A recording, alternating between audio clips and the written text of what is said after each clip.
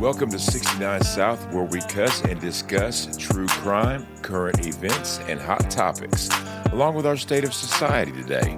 This is your trigger warning. Our podcast content is produced for viewers and listeners 18 years of age or older. We discuss topics that may be triggering to some listeners, so sit back, relax, and enjoy.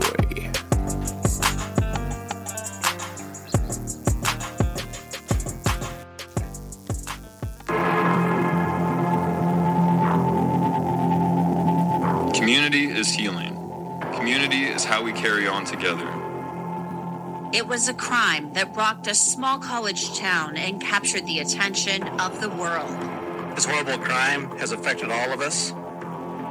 4 University of Idaho students murdered in a house near campus. These girls were absolutely beautiful. They have been friends since 6th grade. It's a shame, and it hurts. Some feared the murders of Madison Mogen, Kaylee Goncalves, Ethan Chapin, and Xana Kernodle would never be solved. Who would want to hurt these 4 students sleeping in their house? The answer, police would later say, was this man. This is State of Idaho versus Brian C. Koberger.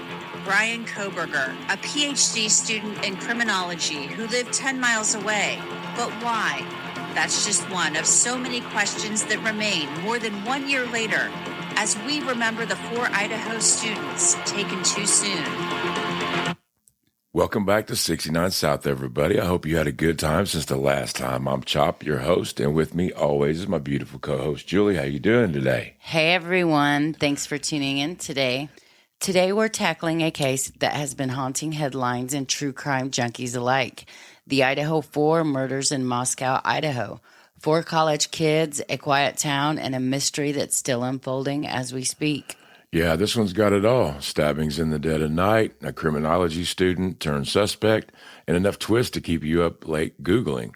We're recording this in March of 2025, so we've got the latest updates to share. Buckle up, because it's going to be a good one. Now, before we jump in, a quick heads up. This case involves some heavy stuff, violence, loss, and a community still reeling. We'll keep it real but respectful. Are you ready to set the scene? I was born ready. Let's take it back to November of 2022 in Moscow, Idaho. It's a small college town, home to the University of Idaho. You can picture it pretty much in your head. Tree-lined streets, cozy rentals, and a vibe pretty chill. So chill that they hadn't had a murder since 2015. That all changed on November 13th. So it's the early hours of November 13th, 2022. 4 University of Idaho students are in an off-campus rental house at 1122 King Road. This place is like a classic college setup. It's 3 stories, has 6 bedrooms, a little warm but full life. Now, 5 women live there, but that night, only 2 roommates were home alongside the 4 who'd become the victims. Let's talk about the victims first. First, we got Madison Mogen and Xana Kernodle, both 20 years old, who lived in the house. Maddie and Xana worked together at a local restaurant, pretty tight-knit friends. Then there's Kaylee Goncalves, 21, who just moved out but came back to hang out for a party nearby. And finally, Ethan Chapin, who also 20, Xana's boyfriend. He was crashing there for the night also. Now, these kids were living the college dream. Earlier that night, Ethan and Xana hit up the Sigma Chi frat party on campus, while Kaylee and Maddie being Kaylee's lifelong bestie, went out to a bar called the Corner Club. They grabbed some late-night grub from a food truck and headed back around 1:45 a.m. Everyone is home by 2 a.m., and it's quiet until it's not. Yeah, because sometime between 4 and 4:25 a.m., somebody slips into that house with a big old fixed-blade knife. Think military style, like a K-bar, and goes to town. 4 kids stabbed to death multiple times, mostly in their beds. Autopsies later showed some had defensive wounds, meaning they fought back. No sexual assault, no tying up, just brutal, targeted violence. And here's the kicker. 2 other roommates, Bethany and Dylan, were in the house, and they survived. Dylan actually woke up around 4 a.m., heard crying, opened her door, and saw a masked guy in black walking toward the backsliding door. She completely froze. He didn't see her or didn't care, and then she locked herself in her room. 8 hours later, at 11:58 a.m., one of their phones calls 911 about an unconscious person. 8 hours? That seems a little bit weird. But they were texting each other, hitting up social media. Even one messaged his family saying she had saw a masked dude, but no one called the cops till noon. That's one of those head scratchers we'll unpack later, though. The scene was chaos when the police rolled up. Blood everywhere, 4 kids gone, and a dog. Kaylee's pup unharmed, just chilling on the 3rd floor. Moscow PD, Idaho State Police, and the FBI jump in, and the town's like, what the hell just happened? Now, Moscow's a small place, about 25,000 people max, so this hits hard. Chief James Fry got almost 130 law enforcement folks on this, combining through tips at first. They're like, no threat to the community, but 3 days later, Fry's backtracking. Yeah, we can't say that anymore, and then the panic set in. They've got no murder weapon, but they do find a tan leather K-bar knife sheath on Maddie's bed right next to her body. That's clue number 1. Then surveillance footage from the neighborhood shows a white Hyundai Elantra cruising by the house multiple times. 3:29 a.m., 4:04 a.m., then peeling out at 4:20 a.m. Cops start hunting for that car. Now, fast forward to December 15th. Over a month later, they're chasing down 22,000 fifth-generation Elantras made between 2011 and 2013. Well, one pops up in Pullman, Washington, 8 miles away, registered to a 28-year-old PhD student at Washington State University named Brian Christopher Kohberger. This guy's a character straight out of a crime novel. He's studying criminology, ironic, right? And just finished his first trimester at WSU. He moved there in the summer of 2022. He lives in a student apartment. And get this, his phone pinged near the victim's house at least 12 times since June, mostly late at night. On November 13th, it's off from 2:47 a.m. to 4:48 a.m., then tracks back to Pullman. Then December 30th, boom, FBI and Pennsylvania State Police raid hits his parents' place in the Poconos, 2,500 miles away.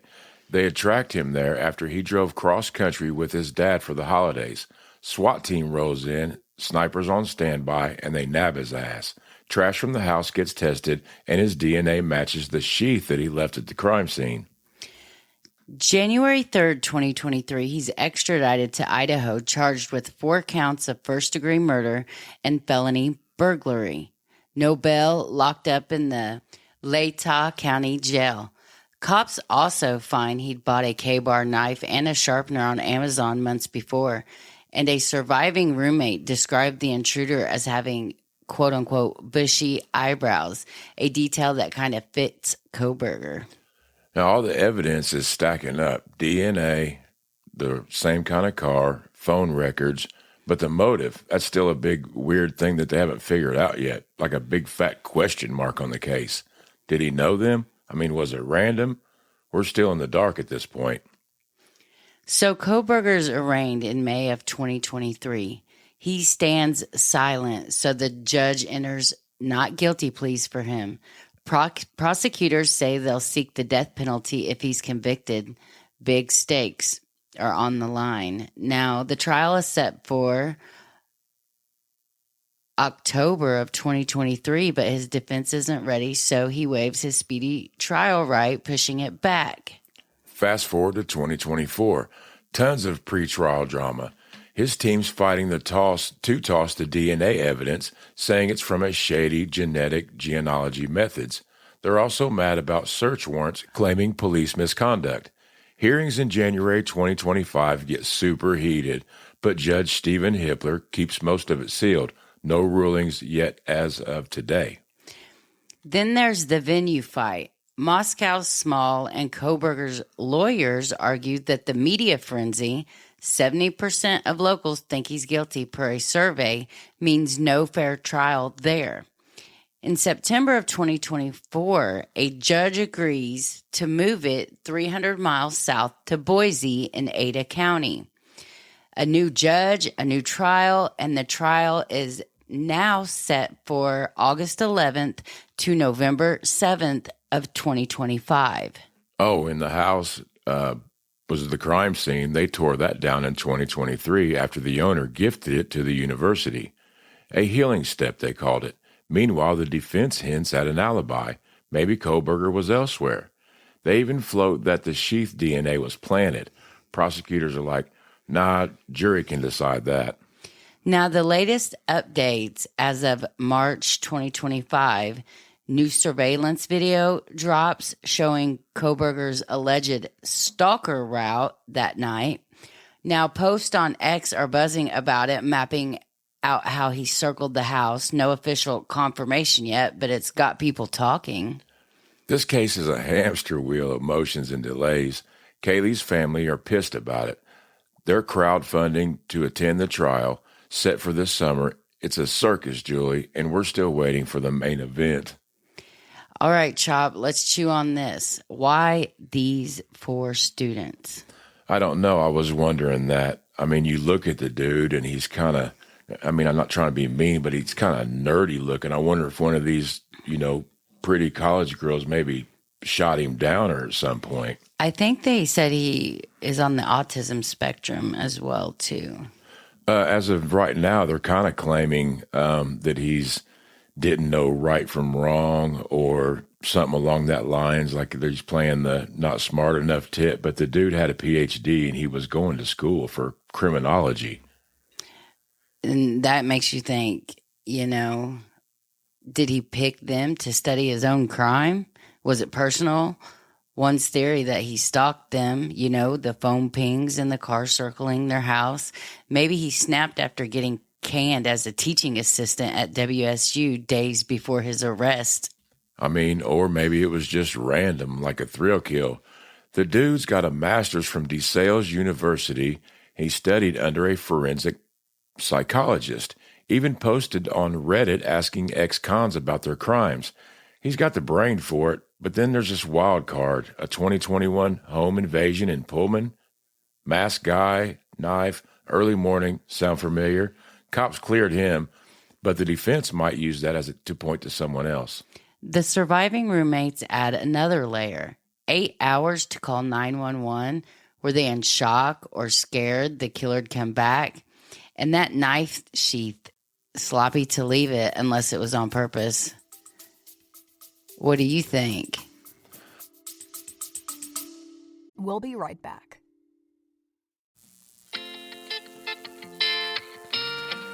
Hey everybody, this is Chop from 69 South, man. While we're taking a little break, get up, get yourself something to drink, grab yourself a plate of food. But hey, look up shopcitadjules.com, man. Pick up one of our badass 69 South t-shirts. A portion of the proceeds goes to victims, and it helps support our show. Help keep the lights on here in the studio. We thank you all so much for listening. Everybody just take it easy and enjoy life. That's what it's all about. I think that when Brian Kohberger got halfway back to his house and he was looking for that knife sheet, I bet he was smacking himself in the forehead saying, stupid, stupid, stupid. I think it was an accident. No way he left that shit there on purpose. Oh, no. Gut says he did it, but the why is kind of murky for me. Evidence is tight, DNA don't lie, but the defense is scrappy. I think this guy kind of maybe got off on control, and this was his messed up experiment or something. What do you think? I lean guilty too, but that 8-hour gap just bugs me for some reason. And no murder weapon, maybe it's still out there. This trial is going to hinge on the DNA and that car footage. Either way, Moscow's scarred for life. The families, the school, the whole vibe out there has changed completely. Yeah, it's a pretty heavy vibe out there on this. Ethan, Xana, Maddie, and Kaylee, they were just little kids, man. Basically, not little kids, but, to me, they were just kids in college. Whatever happens, justice better show up in Boise. I want to listen to that 911 call with you guys, let you hear it, and then we'll talk about that for a minute, because that has me kind of thinking about stuff a little bit. All right, here it is. 11:55 a.m. 42 seconds, November 13, 2022. 911 location of your emergency. Hi, something is happening. Something happened in our house. We don't know what. What is the address of the emergency? 1122.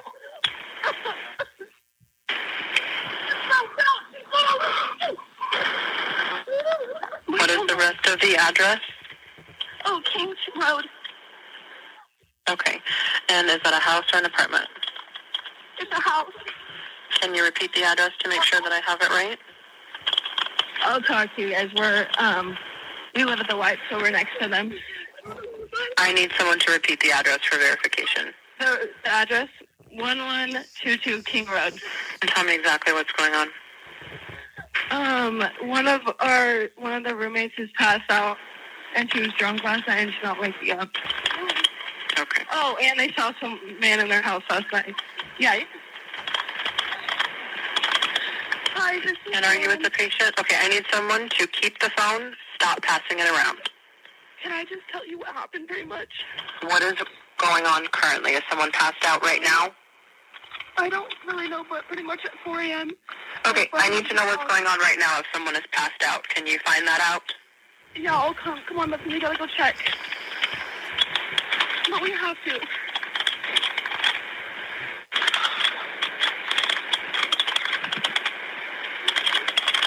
Did you pass out?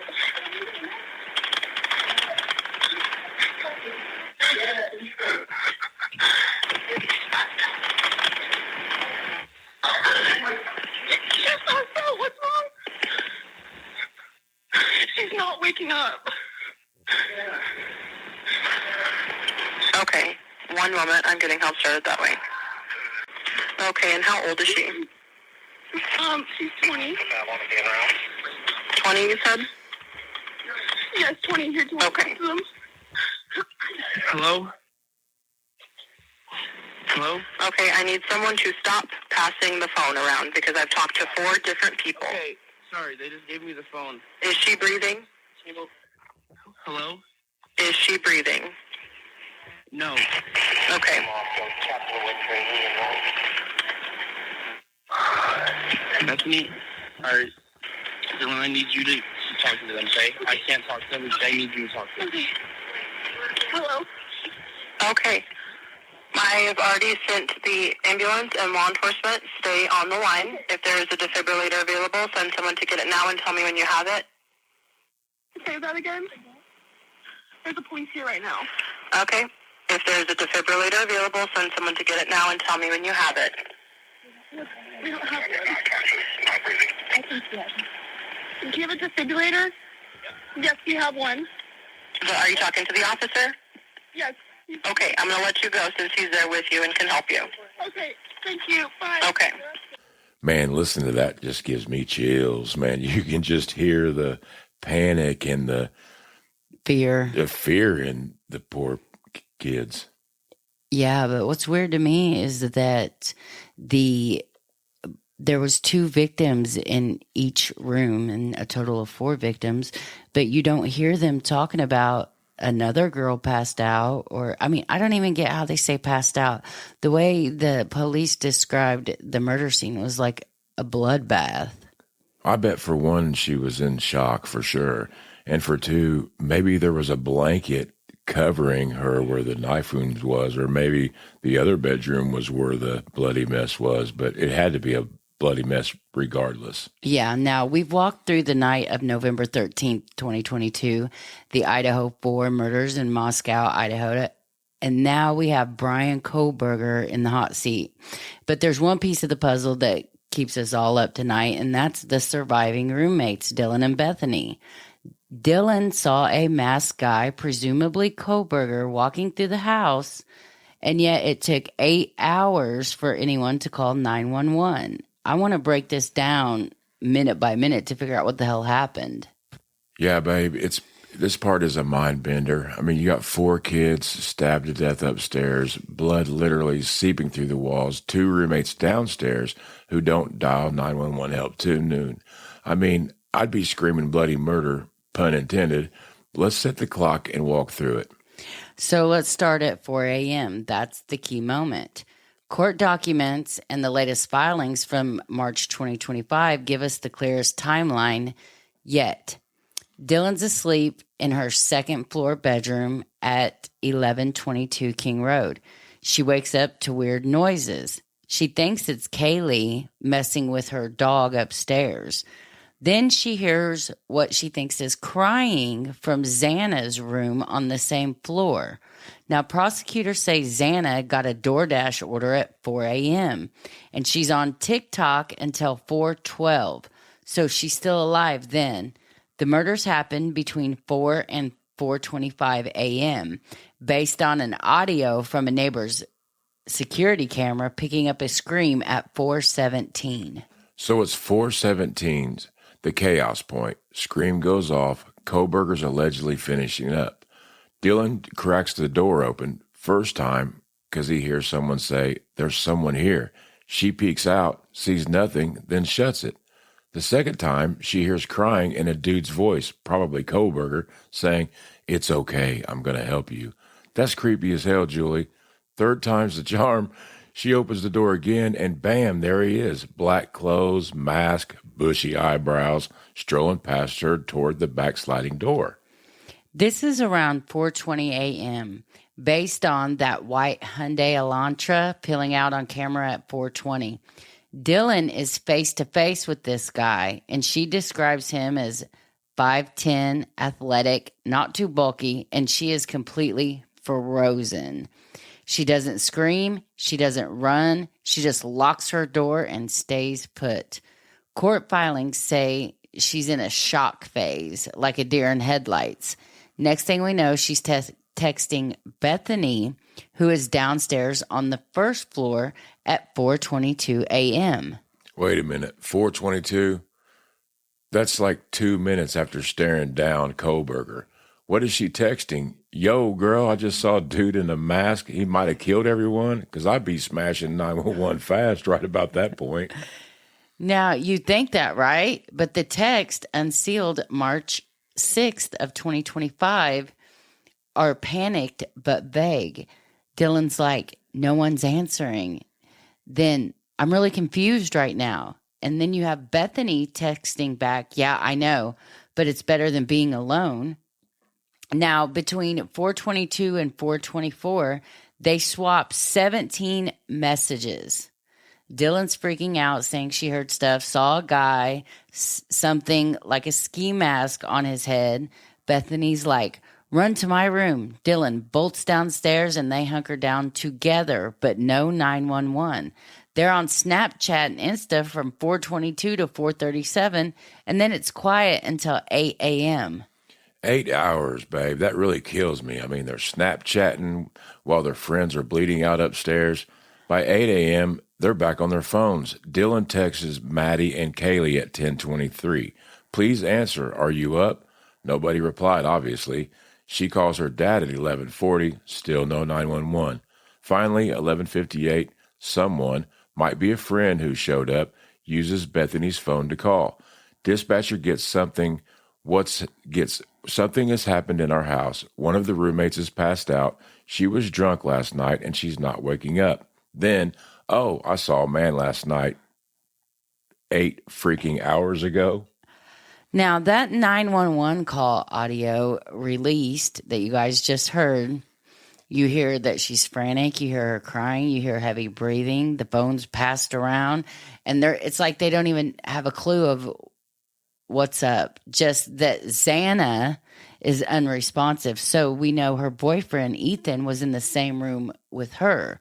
Now, the cops roll up, find the bloodbath, and it's game over. But why the delay? That's the million-dollar question.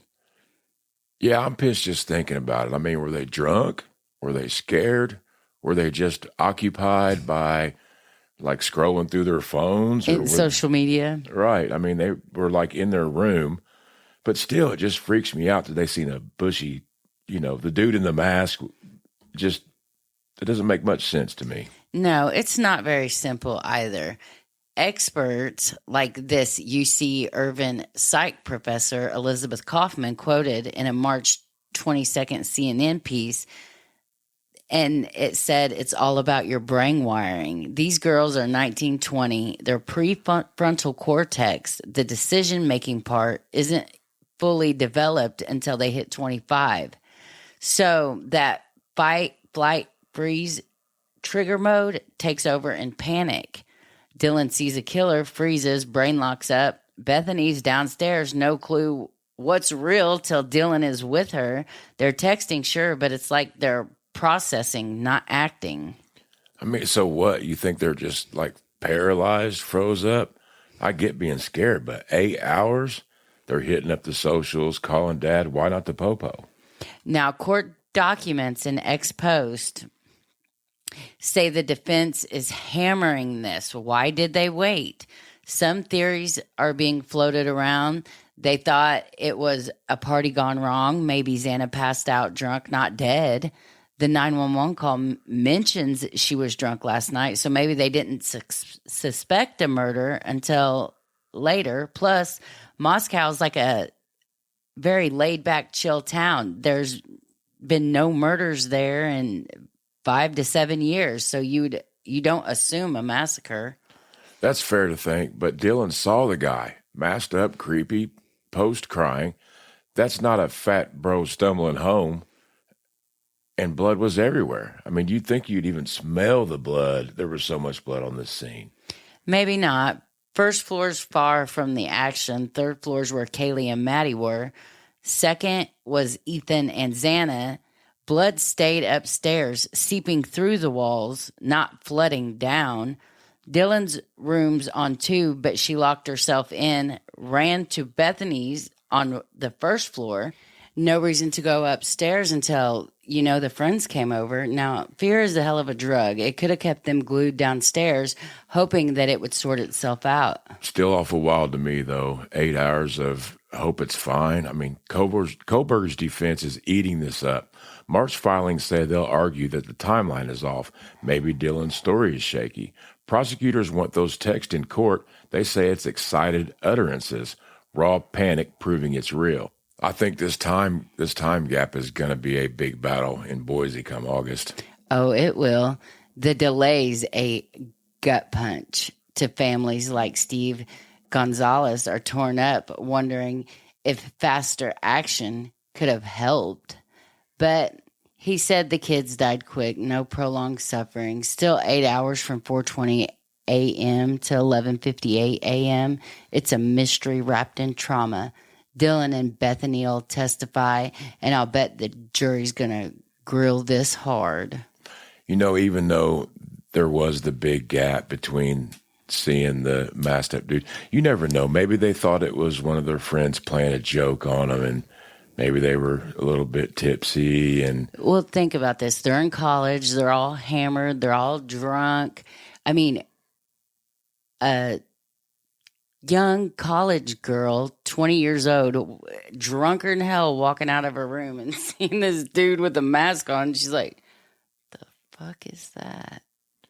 Turn around, go right back in her room. Yeah, was that real? Like, maybe she thought she was hallucinating, or hell, she could have ate some shrooms. You never know. Maybe she was stoned. But, in no way are we saying that we think that this girl had anything to do with it. No, I don't think that the girls had anything to do with it. I genuinely think that they really had no clue what was going on. Because had they had a clue, these were their friends. Yeah, they were lifelong friends. A couple of them were together. Mm-hmm.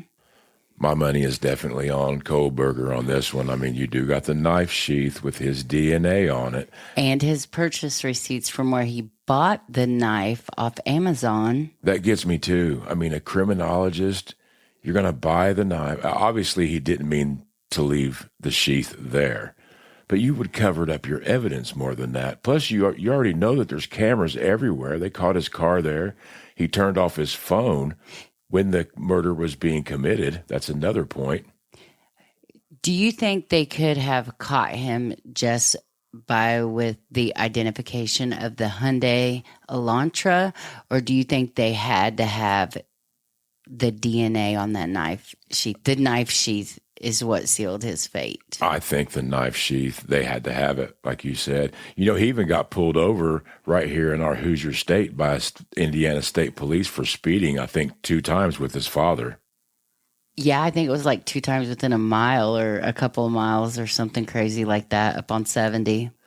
I wonder if he was spending all the time with his family, you know what I mean, driving basically across country because he knew his ass was cooked. I bet that knife sheath was bugging the shit out of that dude. Oh, it was eating him up. And I don't think he would have got caught if that knife sheath wasn't there.